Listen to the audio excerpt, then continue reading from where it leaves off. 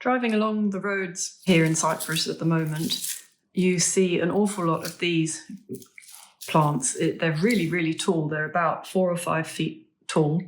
And I thought they were fennel until I picked some and brought them home when I realised it's not fennel, but it's a fennel cow parsley type plant of some kind. I'm not sure what it is exactly. Hogweed maybe. I don't know. I ought to know, shouldn't I? But I don't. But it's extremely appealing from an art perspective. And I was looking at the grains of barley in the field in the last video and thinking how geometric it is. And this is the same, isn't it? Because it's sort of hemispherical with all of the branches coming up, all of the stems coming up from this central point here. And then at the end of each one of those, it repeats again. So it's crying out to be either sketched with some bold lines, or maybe I was thinking I might do a wash and then scratch in. So I'm going to play with that. And so I'll just put that over there for a minute. Before I start, I thought today I would try to be organised and pick out some colours from this set so that I don't have to keep reaching over and looking for them. So I'm going to pick a few colours that I think might work, and I'm going to try to incorporate this rather nice little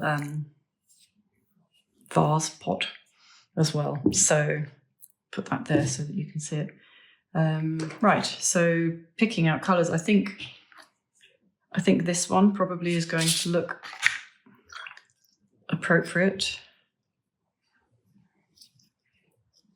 This is yellow brown.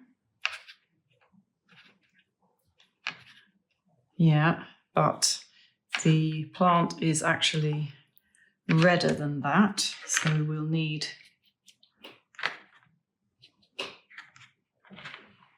either that one or maybe, yeah, no, that one I think.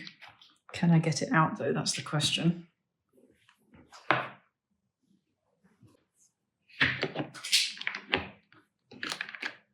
That is Venetian red. Okay, and there's also some yellower tones in there, so I'm thinking maybe that one would be the simplest. I'm pretty sure that whoever designed these Kuretake colours, I know that they were intended a lot for anime and, you know, Japanese art and so on, but they're brilliant for nature too. They just seem to have the right shades in them. That's yellow ochre. And then maybe I need something dark, like not black, but close to.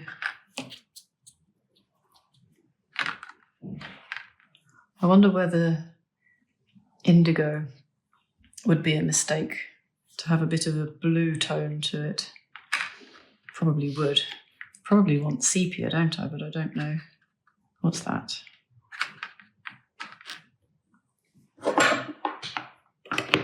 What are you? You're number 68. Okay, number 68. And then this, it's got to be that, hasn't it? I used that yesterday and I was really quite amazed by what it did in the for the soft grey greens, beiges, that sort of thing. Okay, so that'll do. Let's get that one out.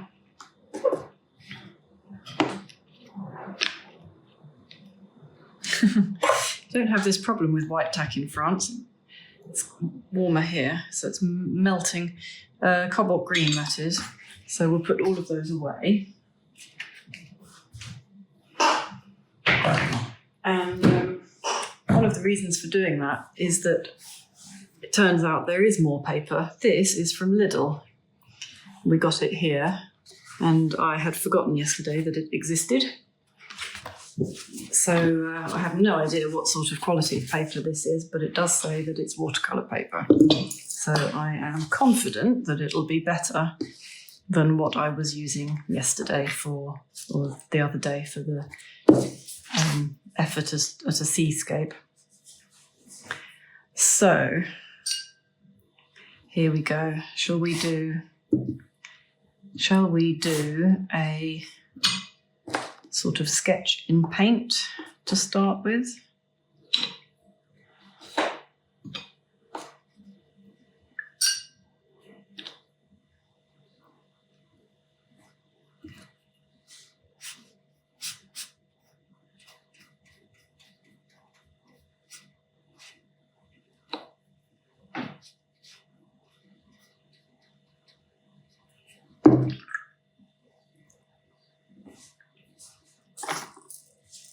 I think I did that too close to the top.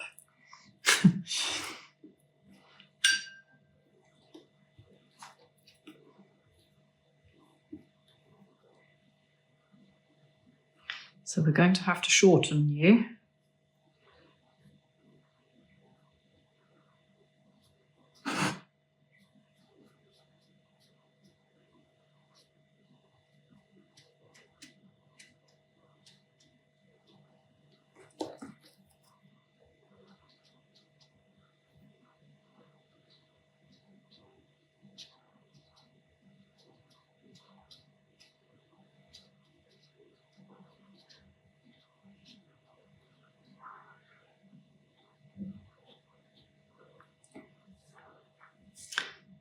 Okay, and then let's have another one coming up behind.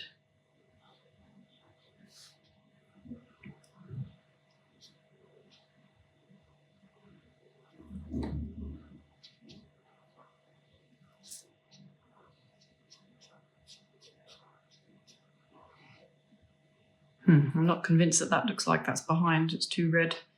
But never mind.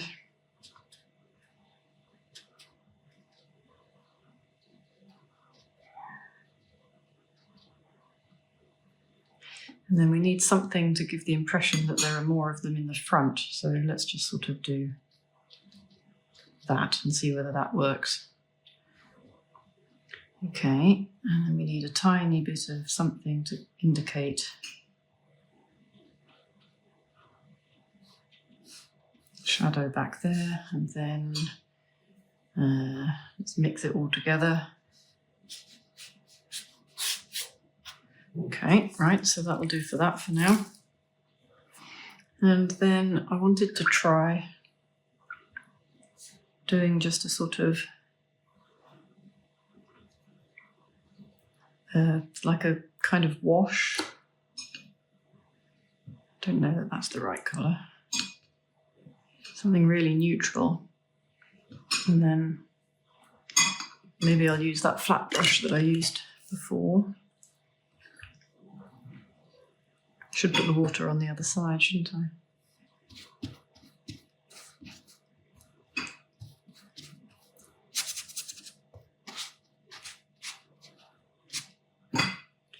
And then we need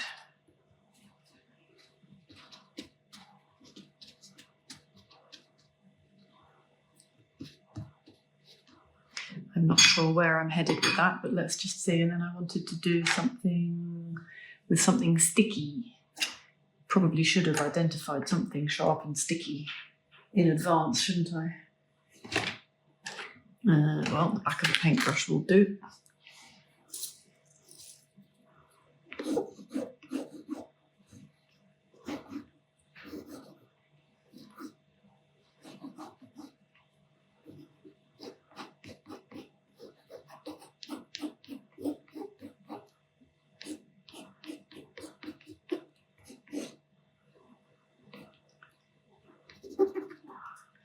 See whether this works. I don't know, I have no idea how much impact this is going to have in terms of colour, but I thought I might be able to make a start with this and then add a bit more colour in once it's dry.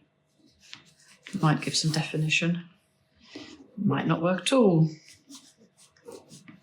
You don't know until you try, do you? Okay, so that's sort of one, and then maybe we could have another one. Sort of, maybe I'll do it a bit smaller. Probably have to work reasonably quickly if you're using this. this kind of approach because it dries and it doesn't work anymore. Okay. See how that looks in a minute. In the meantime, if I were to take that small brush, perhaps I could come back into this one and give it a bit more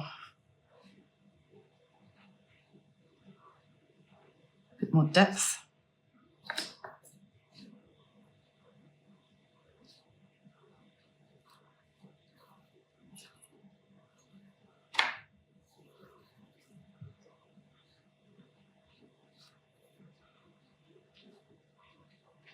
I did promise that I would show you, in case you're interested, how that rather rampant experimental seascape turned out. And I will do that.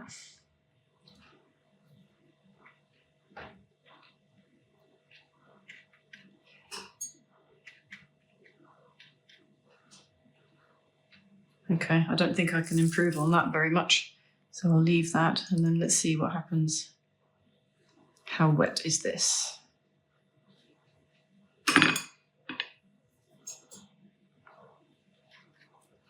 Oh, you're too small.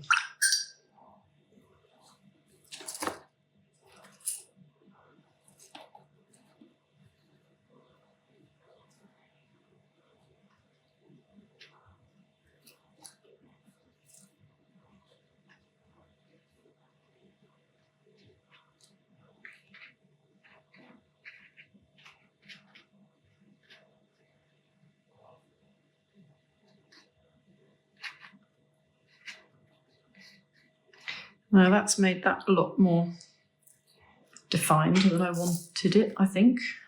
I didn't know that until I did it, but I'm going to just lift that out. That's better, because I wanted the scratch lines to show through, I think. You don't know what you want until you don't have it, do you?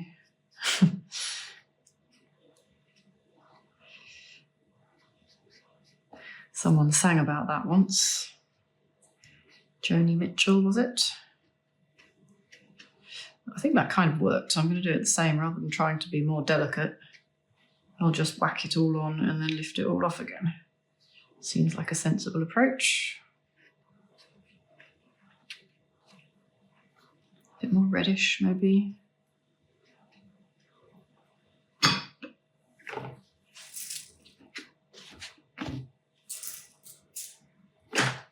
Okay. Well, this is fun. So what else could I do? This paper seems all right. It's quite a heavy texture. Maybe I'll just use a pencil and see what happens.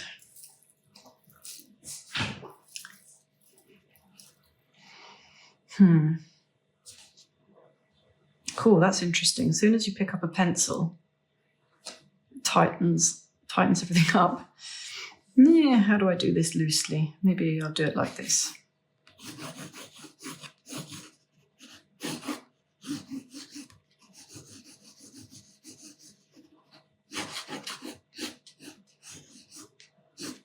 It's not that I don't like art that isn't loose, it's just that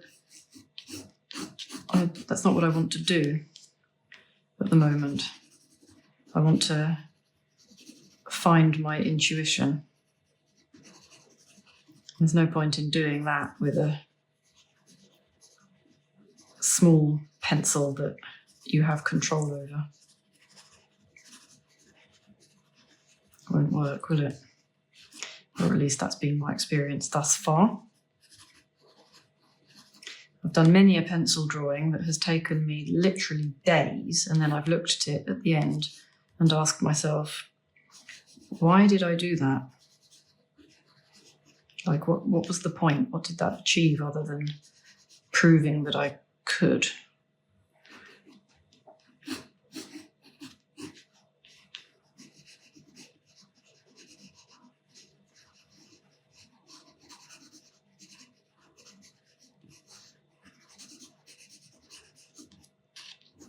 So that's not what I'm after at the moment.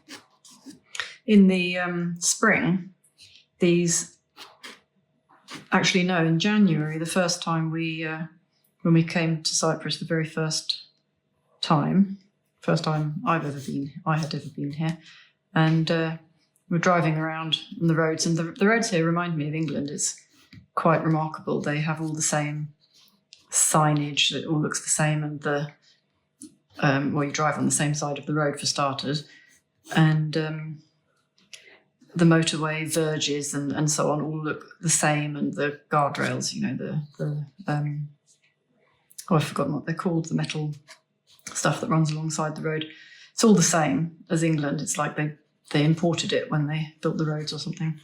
But of course, the foliage alongside the road is completely different because the climate's completely different. And they had, in January, all along the roads were these sort of fennelly type, frondy, beautiful leaves. And then when we came back in the spring, they'd all turned into flowering. They really did look like fennel. It turns out that they're not, having picked this, but flowering stalks, really, really tall and just beautiful. And now we've got all these seed heads. So it's been quite a pleasure to watch the plants. And I'm becoming very fond of olive trees as well. I've always been a bit of an oak tree person, but they don't grow here, so I'm developing a fondness for olive trees. There are some truly ancient olive trees around here, and they are clearly revered, I would say, the way that they are looked after and given space. They kind of let the tree decide where the road goes, Which of course is something we used to do in England. Maybe we still do.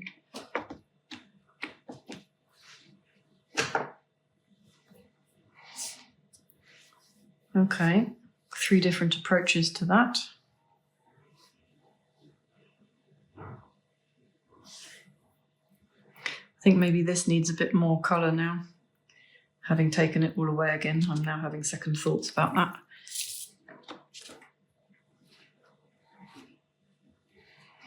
I'm not quite sure how to handle it though. Maybe it needs another one drawn on top. Yeah, maybe that's what it needs. Should we try that? Let's be bold. This is something that I find really hard to do, but I know it's important to go over the top of something in a kind of mid-range, mid-tone, with something much darker, so that what you've got becomes the background. Requires a certain courage. So let's see if we can be courageous here.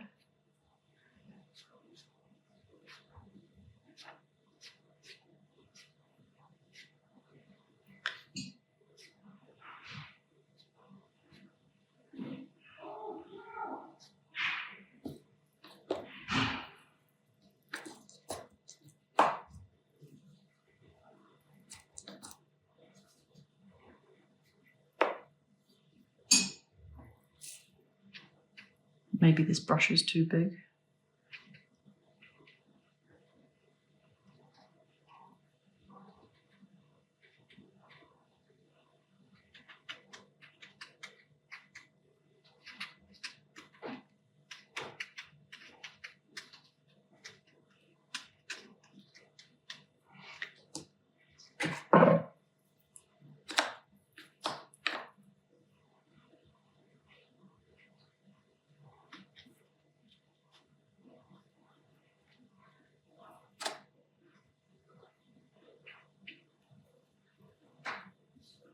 Something that I'm discovering that I don't have a very good handle on yet is how sometimes if your brush, it just happened there, if your brush has less water on it than the amount of paint on the paper, then instead of applying paint, you accidentally remove paint.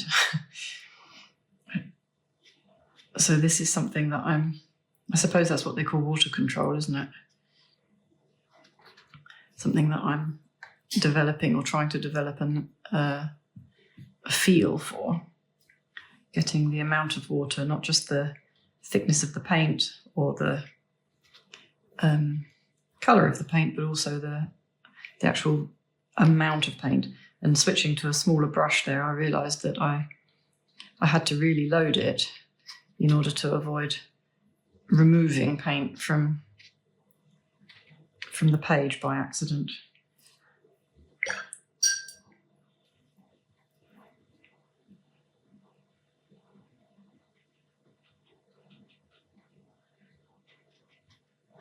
Okay, I'm going to leave that and see what happens. Got the stem a bit too thick there, but I don't think there's much I can do about that.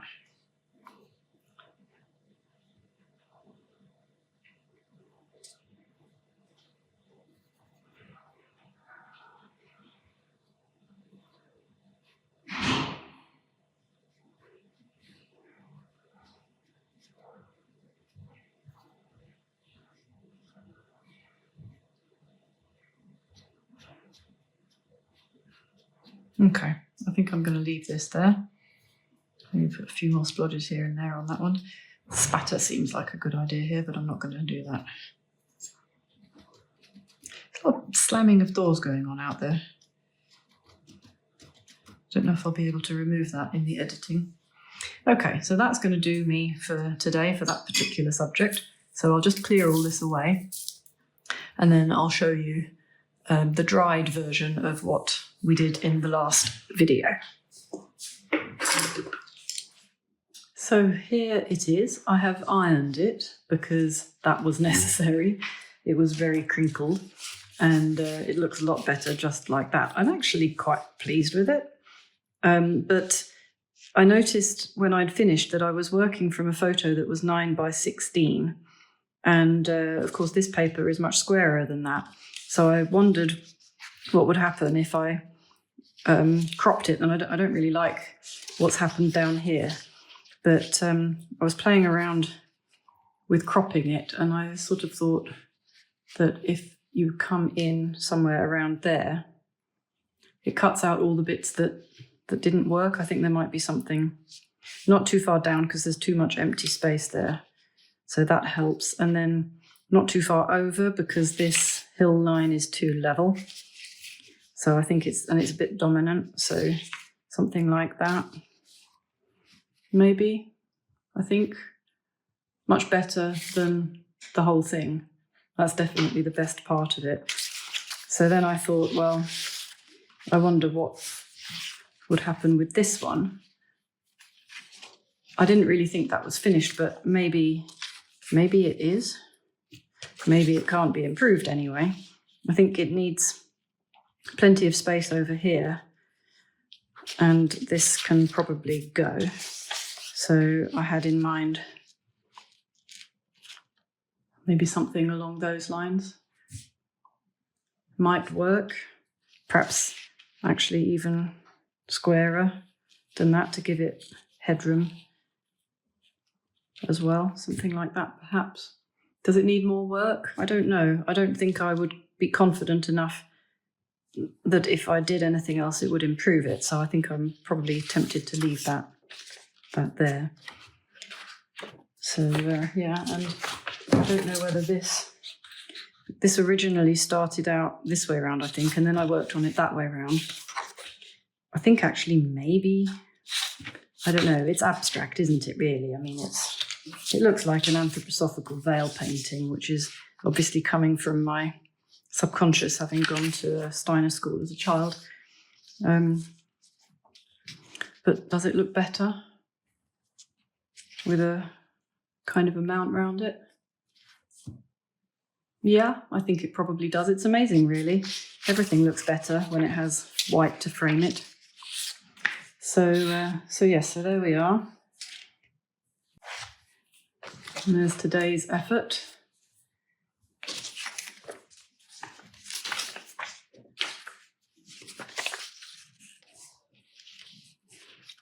Yeah.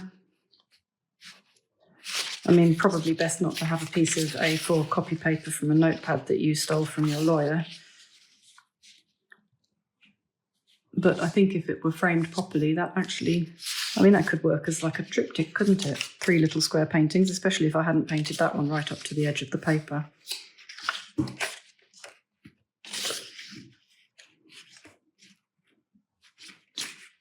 So there we go. That's me done for the day. I will see you again soon. I hope you enjoyed that. And let me know in the comments below what you think. Bye.